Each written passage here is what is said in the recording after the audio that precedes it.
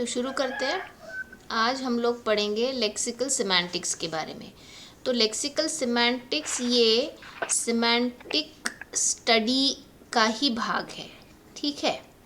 Semantics study का भाग है। सिमेंटिक्स का मतलब क्या होता है? स्टडी ऑफ मीनिंग, ठीक है, अर्थ विज्ञान या फिर अर्थ का अभ्यास।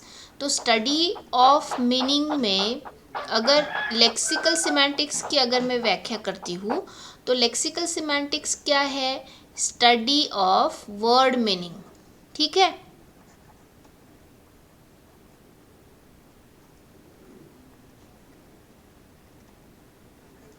स्टडी ऑफ वर्ड मीनिंग मतलब शब्दों का अर्थ और उसका हमें अभ्यास करना है। अब इसकी ज़रूरत क्यों है? अब देखो, कई बार जैसे मैं एक उदाहरण देती हूँ, किसान हल चलाता है। किसान हल चलाता है, तो किसान हल चलाता है अगर ये वाक्य मैंने लिखा यहाँ पर, तो आपको क्या लग रहा है यहाँ पर?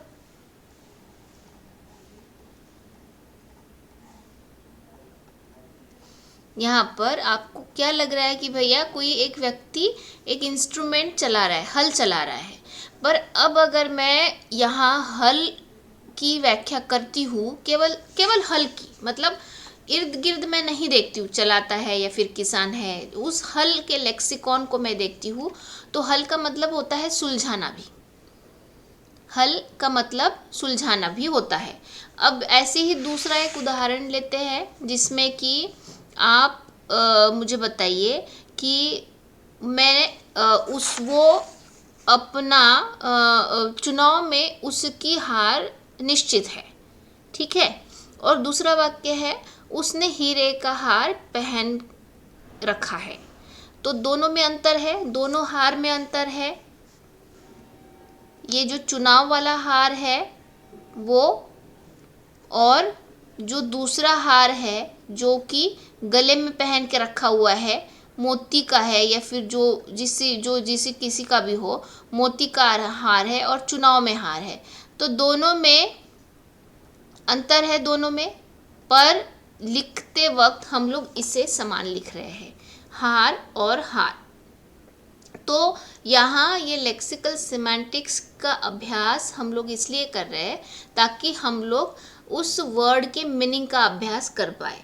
तो ये जो वर्ड के मीनिंग का अभ्यास है, शब्दों के अर्थों का अभ्यास है, वो क्यों महत्वपूर्ण है? अब आप देखो, जब हम लोग ट्रांसलेट करते कोई चीज़, हम ट्रांसलेट करते हैं, मशीन ट्रांसलेशन करते हैं, तो हमें ये बहुत ज़रूरी हो जाता है कि ये मशीन कैसे समझेगी कि ये हल जो है ये कोई एक इंस्ट्रूमेंट है जो कि खेतों में चलाया जाता है, या फिर ये हल मतलब सुलझाना है। कैसे पता चलेगा? मशीन को, आपको तो पता चल गया, पर मशीन को कैसे पता चल गया कि भैया ये सुलझाना नहीं है, ये वो हल है। अब ये हार जो है ये चुनाव में हारना है, ना कि ये मोती का हार है। ये मशीन को कैसे समझेगा? तो ये है मशीन ट्रांसलेशन का एक बहुत बड़ा चैलेंज है जो कि हमें इस विषय के बारे में अभ्यास करने के लिए, इस विषय के बारे में जानने के लिए प्रवृत्त करता है। तो आपको इस विषय का, इस टॉपिक का महत्व समझ में आया तीनों को? Yes ma'am. ठीक है, वेरी गुड। तो अब ऐसा है कि आप तीनों भी कैमरा ऑन करके रखे हुए हैं, इसलिए मुझे बड़ा अच्छा लग रहा है। अब देखो, यहाँ पर मैं आपको और कुछ उदाहरण दूंगी और धीरे धीरे हम लोग क्या करेंगे, उसके टाइप्स के बारे में भी देखेंगे, जिसे हम लोग बोलते हैं वर्ड सेंस। वर्ड का सेंस क्या है या फिर वर्ड का मीनिंग क्या है? तो वर्ड सेंस कई प्रकार के होते हैं, वर्ड सेंस कई प्रकार के होते हैं, जिसमें कि सबसे प्रथम आपको मिलेगा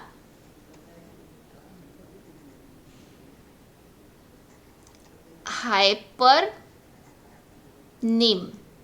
हाइपरनिम, और दूसरा है हाइपोनिम, और तीसरा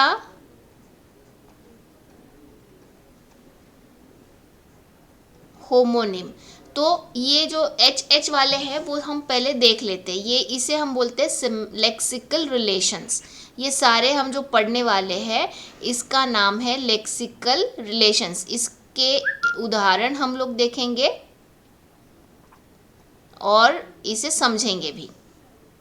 तो देखो यहाँ पर हाइपरनिम हो गया या फिर हाइपोनिम हो गया और होमोनिम हो गया। तो अब देखो होमोनिम ऐसा उदाहरण है या ऐसा लेक्सिकल रिलेशन है जिसमें इसके बारे में हम लोग जान रहे हैं। होमोनिम के बारे में मैं सबसे पहले बताऊंगी कि होमोनिम ऐसा उदाहरण है जिसमें कि आपके जो शब्द है, आपके जो लेक्सिकॉन है, वो स्पेलिंग उनका समान रहेगा। ठीक है, स्पेलिंग उसका समान रहेगा पर उसकी जो मीनिंग है स्पेलिंग उसका सेम रहेगा पर मीनिंग उसके बहुत ही भिन्न रहेंगे।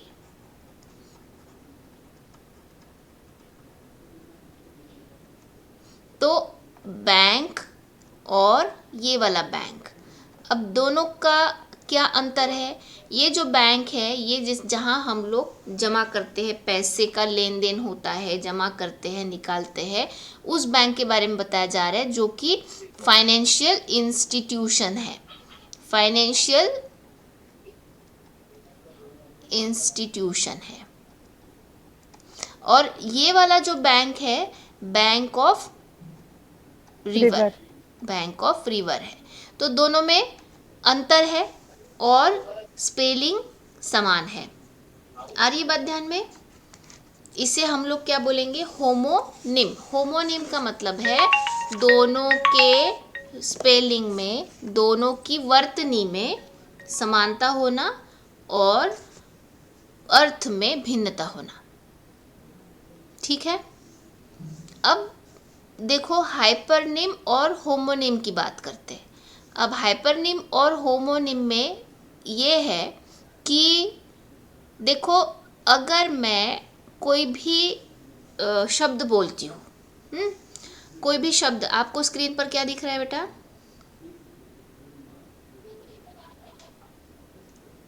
सबको स्क्रीन पर क्या दिख रहा है? हाइपरनिम, होमोनिम्स वगैरह सभी दिख रहे हैं ना मैम? Yes ma'am. बैंक वाला एग्जांपल्स हाँ, आप लिख लो। एग्जाम्पल्स दिख रहे हैं। अब देखो यहाँ पर हाइपरनिम और होमोनिम और ये सारे एग्जाम्पल्स दिख रहे हैं। अब हम लोग आते हैं हाइपरनिम और हाइपोनिम पर। हाइपरनिम और होमोनिम पर। तो हाइपोनिम और हाइपरनिम पर। अब यहाँ देखो मैं एक शब्द लिखती हूँ कलर, और मैं इसके आगे लिख रही हूँ ब्लू रेड। Blue red. अब मुझे बताओ ये क्या है? ये ब्लू और रेड क्या है? कलर के प्रकार है। और कलर का जो सेट है वो कौन सा है? ब्लू और रेड।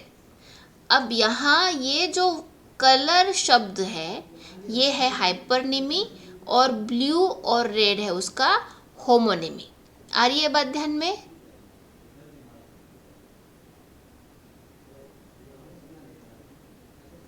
आ रही है बात ध्यान में? ये जो है यहाँ पर हमने जनरल टर्म यूज की है और यहाँ पर हमने स्पेसिफिक टर्म यूज की है। अब देखो जनरल टर्म और स्पेसिफिक टर्म में क्या अंतर है? अब मुझे, जैसे अभी रितिका बताएगी कि मुझे ब्राइट कलर्स बहुत पसंद है। अब रितिका साठो ने बताएगी कि मुझे रेड पसंद है। अब दोनों के वक्तव्य में क्या अंतर है? प्रशांत बताइए।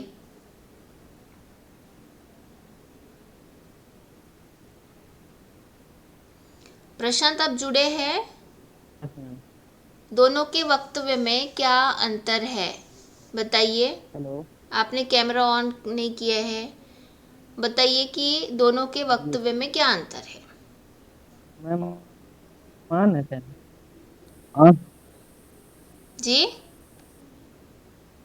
मैम शायद नेटवर्क इशू है। अच्छा, कोई कोई बात नहीं, मैं फिर से बता रही हूँ। रितिका पांडे उन्होंने कहा कि मुझे ब्राइट कलर्स बहुत पसंद है, और रितिका साठवने ने कहा कि मुझे रेड पसंद है। तो दोनों के वक्तव्य में क्या अंतर है? हाँ, वो फ्रीज हो गए, इसका मतलब नेटवर्क इशू है। तो दोनों के वक्तव्य में ये अंतर है कि ब्राइट कलर ये बहुत ही जनरल टर्म है, और रेड कलर मतलब वो स्पेसिफिक तुमने कलर बता दिया, ठीक है। तो पर्टिकुलर कलर यहाँ पर जो रिलेशन आ रहा है वो आ रहा है जनरलाइजेशन और स्पेसिफिकेशन का, जनरल टर्म और स्पेसिफिक टर्म। तो कलर ये टर्म जो दिख रही है आपको, वो आपको दिख रही है, ये जनरल टर्म है, तो ये आपका हाइपरनीम है। और ये जो रेड, ब्लू, ये सारे जो कलर है, ये क्या है?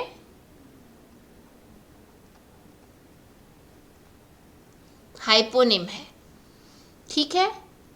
तो ये आपका पूरा कलर ब्लू और रेड। इसी तरीके से जो जनरल हम लोग कहीं बोलते हैं ना कि बहुत बार, आपका बेटा अकाउंट है बैंक में तीनों का? Yes yes ma'am. Ma'am. Very good. मैं ये बोल रही हूँ यहाँ पर देखो, बैंक अकाउंट, आपने क्या कहा? तीनों का बैंक अकाउंट है।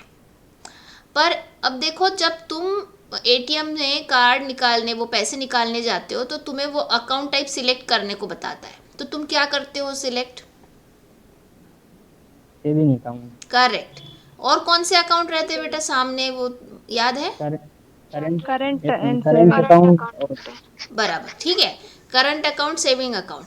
तो मैं अगर बोलती हूँ, मैंने आप लोगों को पूछा कि तुम लोग का बैंक में अकाउंट है, तो आपने हाँ बोल दिया, बैंक अकाउंट है। पर किसी ने ये कहा कि मेरा बैंक में सेविंग अकाउंट है? No ma'am. हाँ। तो ये जो, अगर मैं बोलती हूँ बैंक अकाउंट, तो ये क्या हो गया? ये हो गया आपका हाइपरनिम, मतलब जनरल टर्म।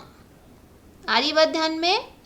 और बैंक अकाउंट मतलब मैं अगर स्पेसिफिक टर्म पर जाती हूँ, सेविंग अकाउंट हो या फिर करंट अकाउंट हो, तो ये जो टर्म है मेरी, ये टर्म मेरी क्या हो गई?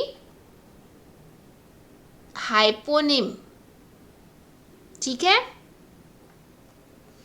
बात को समझ रहे हैं आप लोग? Yes ma'am. यस। तो ये उदाहरण के साथ मैंने बताया आपको, हाइपरनिम, हाइपोनिम, हाइपरनिम और होमोनिम, ठीक है। आगे बढ़े, इसमें कोई डाउट है आपको? No ma'am. Very good. No ma'am. Yes. अब दूसरा बहुत ही सरल सा रिलेशन है, वो है सिनोनिम। बताओ।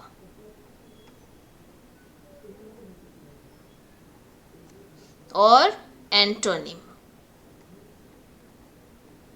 समानार्थी और विरुद्धार्थी यस। शब्द। विलोम शब्द, समानार्थी शब्द, ठीक है। अब समानार्थी शब्द ऐसे है कि सिनोनिम क्या होता है कि जो शब्द हम एक की जगह पे वो दूसरा शब्द है वो फिट बैठता है, उसको हम उसी अर्थ में प्रयोग करते हैं, तो हम लोग उसे सिनोनिम बोलेंगे। तो सिनोनिम के कई सारे उदाहरण हम लोग देखते हैं। सिनोनिम के कई सारे उदाहरण आप बता सकते हैं मुझे। मैं बहुत आनंदित हूँ, तो मैं क्या बोलती हूँ? मैं बहुत हर्षित हूँ, मैं बहुत उल्लासित हूँ, ठीक है। तो ये सेम भावना या फिर समान शब्द को रिप्रेजेंट कर रहे हैं, इस वजह से इसे हम लोग सिनोनिमी बोलेंगे या फिर सिनोनिम्स कहेंगे। वैसे ही जैसे मैं यहाँ बोलती हूँ, हैप्पी का मतलब होता है जॉयफुल, ठीक है। ऐसे कई सारे उदाहरण हमारे रोज़मर्रा की ज़िंदगी में हम लोग पाते हैं। इसमें कोई डाउट की बात है? सिनोनिम्स में आपने बचपन से पढ़ा हुआ है। Yes ma'am. यस। तो यस मैम। एंटोनिम, शॉर्ट, विरुद्धार्थी। लॉन्ग, लॉन्ग, ठीक है, शॉर्ट लॉन्ग। अब ये आपको ना मेरी लिखावट की थोड़ी सी वो बियर करना पड़ेगा, क्योंकि क्या ये इतना स्लो लिख रहा है तो कई बार मेरी मिस्टेक्स हो रही है। चलो, एंटोनिम में शॉर्ट और लॉन्ग। तो ये जो एंटोनिम और सिनोनिम्स ऐसे रिलेशंस है जिसमें ये होता है कि भैया आपके जो शब्द है वो शब्द को विरुद्ध विलोम तरीके से या फिर समानार्थी तरीके से हम लोग यहाँ पर बता सकते हैं। तो ये आपका एंटोनिम और सिनोनिमी रिलेशन हो गया। अब दूसरा और एक इंटरेस्टिंग रिलेशन है, वो है मेटोनिमी। सॉरी, मेटोनिमी बाद में देखते हैं, मेरोनिमी पहले देख लेते हैं। मेरोनिमी, मेरोनिमी में ऐसा रिलेशन आता है जो कि आपके हाइपरनिमी और हाइपोनिमी के साथ कंफ्यूजन आपको हो सकता है। तो मैं यहाँ लिख रही हूँ मेरोनिमी। तो मेरोनिमी ये रिलेशन में एक रिलेशन जो होता है वो होता है आपका part of relation. Part of relation, तो जैसे कि देखो मैं बोलती हूँ ना कुर्सी का पहिया, क्या है, बोलती हूँ कुर्सी का पहिया, बोल देती हूँ ना कभी कभी, कुर्सी और उसका पहिया। तो कुर्सी और उसका पहिया मैं बोलूँगी तो क्या हो गया, पहिया क्या है, पार्ट ऑफ कुर्सी है। Yes ma'am. हाँ, टेबल है, मतलब मैं लेग बोलती हूँ और मैं टेबल बोलती हूँ, ये दोनों मैं शब्द बोलती हूँ, तो लेग क्या है, पार्ट ऑफ टेबल है। अगर मैं आँख बोलती हूँ तो अपने शरीर का एक भाग है आँख,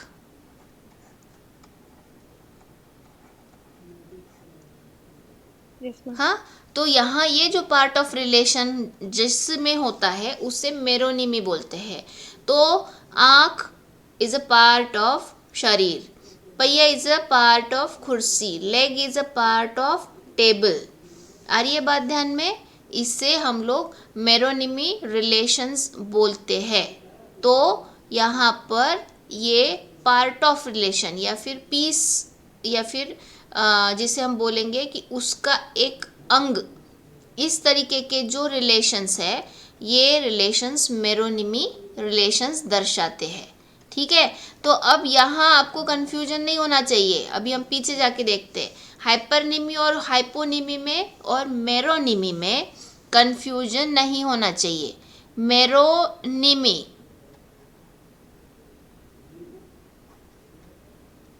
क्या दर्शाता है, कौन सा रिलेशन दर्शाता है, पार्ट ऑफ, ठीक है, पार्ट ऑफ रिलेशन। हाँ। और हाइपरनिमी होमोनिमी क्या दर्शाता है, is a relation, is a relation, ये ध्यान रखो। मतलब जैसे रेड इज अ कलर, ठीक है, saving account is a bank account, ठीक है, saving account is a bank account. Meronymy में क्या होता है, पार्ट ऑफ, मतलब leg is a part of table. तो इस तरीके के जो रिलेशंस है ये हमें ध्यान में रखने हैं। हाइपरनिमी, हाइपोनिमी इज ए रिलेशन है और मेरोनिमी पार्ट ऑफ रिलेशन है। कन्फ्यूजन नहीं, मतलब क्या होगा, नहीं तो फिर आप क्या बोलेंगे, अरे भैया लेग और पार्ट, ये तो फिर ये लेग छोटा है और कुर्सी बड़ी है, तो ये हाइपरनिमी हो गया कुर्सी और उसका लेग हाइपोनिमी हो गया। तो ऐसे सही है क्या, सही है क्या, नो मैम। नहीं है सही। अब आगे बढ़ते हैं। आगे देखिए, एक मैं इंटरेस्टिंग और थोड़ा सा चैलेंजिंग रिलेशंस में बताने जा रही हूँ, वो है पॉलीसेमी।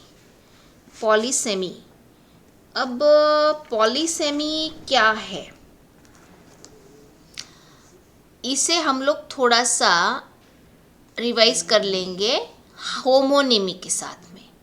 होमोनिमी के साथ मैं यहाँ पर एक नया ये करती हूँ। अब मुझे बताओ होमोनिम क्या है। अगर आपको होमोनिम की संकल्पना समझ में आ गई है तो आपको पॉलीसेम की संकल्पना समझ में आएगी। होमोनिम क्या है, हम जिसकी स्पेलिंग सेम हो लेकिन मीनिंग अलग अलग हो। हाँ, स्पेलिंग तो सेम है पर उसके मीनिंग काफ़ी डिफरेंट है, काफ़ी डिफरेंट। मतलब देखो, फाइनेंशियल इंस्टीट्यूशन कहाँ पर, और भैया नदी का किनारा, बैंक ऑफ रिवर कहाँ पर है ना। इसमें कोई है रिलेशन, कोई है? दूर दूर तक नहीं है रिलेशंस, ठीक है। पर अब पॉलीसेमी में क्या होता है कि पॉलीसेमी में ये जो मैंने पहली वाली कंडीशन बताई, स्पेलिंग समान होते हैं, एक हो गया। पर साथ ही में जैसे होमोनिमी में उसके अर्थ, कई सारे जो अर्थ है वो कभी भी एक समान नहीं हो सकते, भिन्न नहीं हो सकते। पर पॉलीसेमी में क्या रहता है कि उसके जो मीनिंग होते हैं वो समान नहीं होते, पर रिलेटेड होते हैं। समान नहीं होते हैं, रिलेटेड होते हैं। इस बुक में एक उदाहरण है, वो भी है बैंक का, ठीक है। और ये जो बैंक है, बैंक का उदाहरण उन्होंने इस तरीके से दिया है। देखो, बैंक का मतलब है बैंकिंग इंस्टीट्यूशन, ठीक है। और एक दूसरा बैंक है जो कि बैंक ऑफ रिवर है। अब उसे समझो थोड़ा सा। और एक तीसरा भी बैंक है, क्या कोई गेस कर सकता है कि तीसरा बैंक कौन सा है?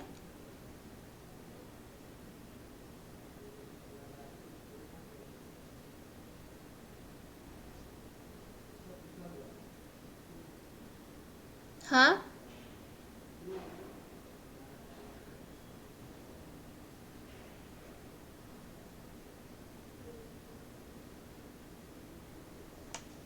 हाँ बताओ बेटा, कोई और बता सकता है?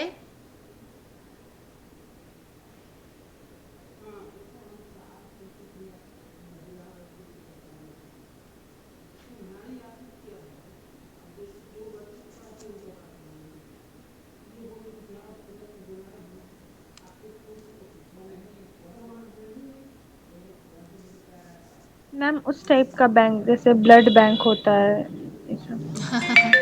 ब्लड बैंक होता है, अच्छा ठीक है। अब ये भी एक बहुत अच्छा मीनिंग निकल के आ गया, blood bank.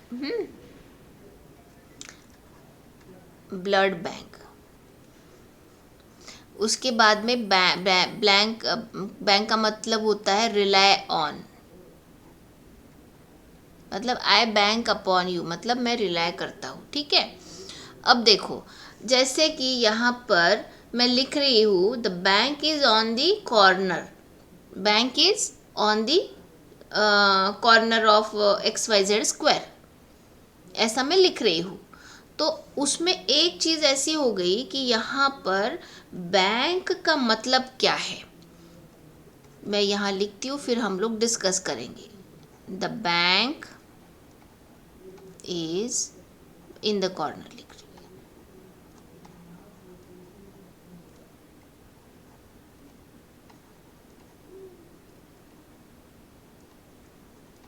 In the corner of MG road.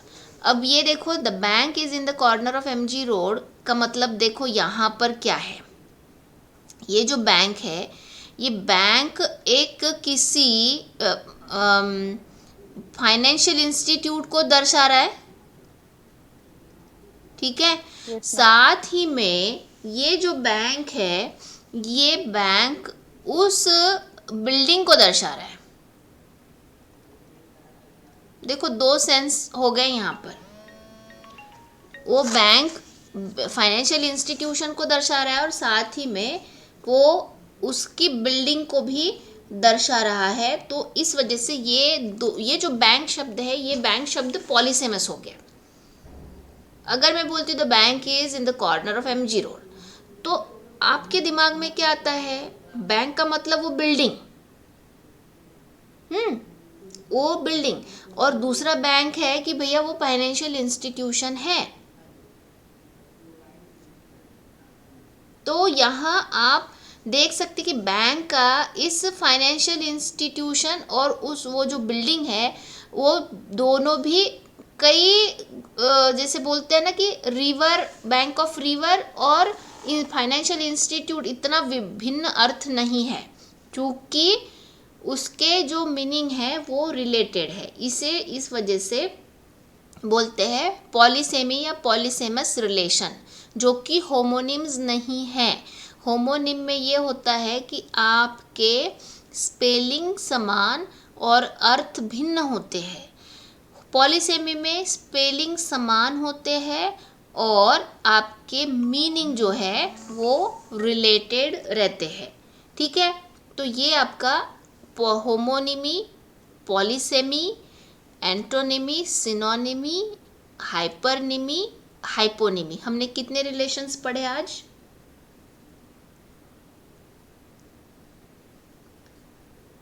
कितने रिलेशंस पढ़े हैं? 7 पढ़े मैम।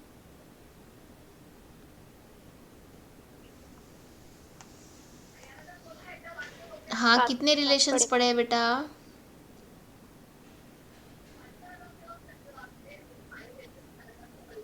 मैम 6। 6। प्रशांत कितने पढ़े हैं? डिस्कनेक्ट हो गए थे आप बीच में। यस मैम, नेटवर्क इशू था। कोई बात नहीं। 6 पढ़े रिलेशंस। मैम। 7 पढ़े। मैम। 7 पढ़े हैं। Very yes good. मैम। अब गिनो कितने पढ़े हैं। कितने हो गए? 3, 4, 5, 6, 7 और 8। ठीक है, हमने 8 रिलेशंस पढ़े हैं।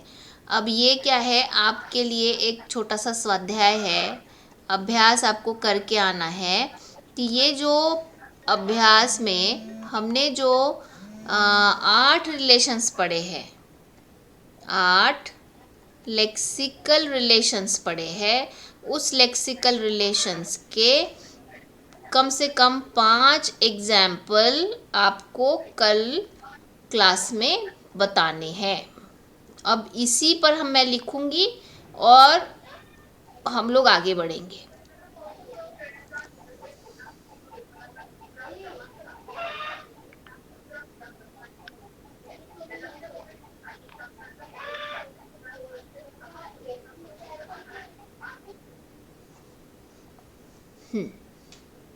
अब एग्जाम्पल्स आप हिंदी में लिखेंगे, इंग्लिश में लिखेंगे और मराठी में भी लिख सकते हैं। ठीक है, आपकी जो बोली भाषा है उसमें आप 5 एग्जाम्पल, कोई भी आपको फ्रीडम है, आप स्वतंत्र है कि किसी भी भाषा में आप उस एग्जाम्पल को लिखें। वो मैं ये देखना चाहती हूँ कि आपको कॉन्सेप्ट समझ में आई है या नहीं आई है, फिर हम लोग आगे के रिलेशंस को देखेंगे। ठीक है मैम टोटल 7 ही है ना?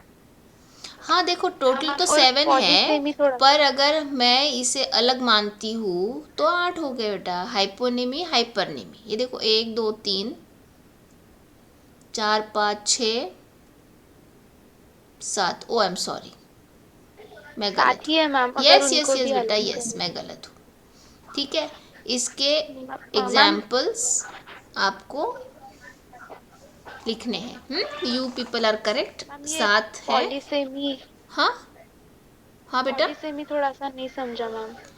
पॉलीसेमी नहीं समझा? अब देखो मैं बहुत आसानी से समझाती हूँ तुम्हें, वो समझ में आएगा। Ritika, yes ma'am. मैं इंग्लिश में वाक्य बताती हूँ। I fall from the top, या फिर I fall in the river. I fall in the river क्या मतलब है? मैं नदी में गिर गया। ठीक है, अब मैं बता रही हूँ दूसरा, I fall in love. I fall in love मतलब क्या मैं प्यार में गिर गया? नहीं होता ना। मैम ये तो पर देखो उसका जो कंटेक्स्ट है वो सेम है। ये जो फॉल है और वो जो फॉल है, दोनों की जो क्रिया है गिरने वाली, वो दोनों की क्रिया समान है। आर्यभट्ट ध्यान में। फॉल FALL स्पेलिंग सेम है, और उसके दोनों के जो FALL वो नदी वाला भी फॉल और ये जो लव वाला भी फॉल है, दोनों के मीनिंग रिलेटेड है। हाँ यस मैम। ठीक है। अब मैं फिर से बैंक पर आती हूँ। मैं बोलती हूँ कि the bank is in the corner of MG road, तो बैंक मतलब एक बिल्डिंग भी हो सकती है। देखो मैं बोलती हूँ ना बैंक, मंदिर, एक ये बिल्डिंग का नाम भी हो सकता है, और बैंक का मतलब फाइनेंशियल इंस्टीट्यूशन भी होता है। यस मैम, अभी क्लियर हुआ। हाँ, अब मीनिंग रिलेटेड है या नहीं है बताओ, स्पेलिंग तो समान है। मैम। Yes ma'am. ठीक है, आ रही बात समझ में? जैसे और कि वैसे स्कूल फिर है वो। होमोनिमी में क्या है? होमोनिमी में एक ही कंडीशन है भैया, स्पेलिंग तो समान है पर अर्थ उसके भिन्न भिन्न एक्सटेंसिव है। पूरा हाँ, पूरा। मतलब वो चुनाव में हार गया और मैंने हीरो का हार पहना। दोनों हार कैसे है? स्पेलिंग सेम है। हाँ, वर्तनी लेकिन सेम है मीनिंग उसकी, सेम है। स्पेलिंग सेम है, पर दोनों के अर्थ कितने भिन्न हैं? हार ये हार कहा और वो हार कहा। हम्म यस मैम। तो आपको थोड़ा सा और, जब एग्जाम्पल आप ढूंढेंगे तो आपको वो एकदम से जैसे बोलेंगे ना, कॉन्सेप्ट आपकी क्लियर हो जाएगी। ठीक है, यस मैम। चलो बढ़िया है। ये जैम मैंने जो शेयर किया है वो आपके पास है, इसलिए मैं अलग से शेयर नहीं करूँगी। जितना भी जो लिखा है उस पर वो सब आपको पता है। उसी को आपको नोट्स के रूप में उपयोग में लाना है। अभ्यास भी आप उससे कर सकते हैं।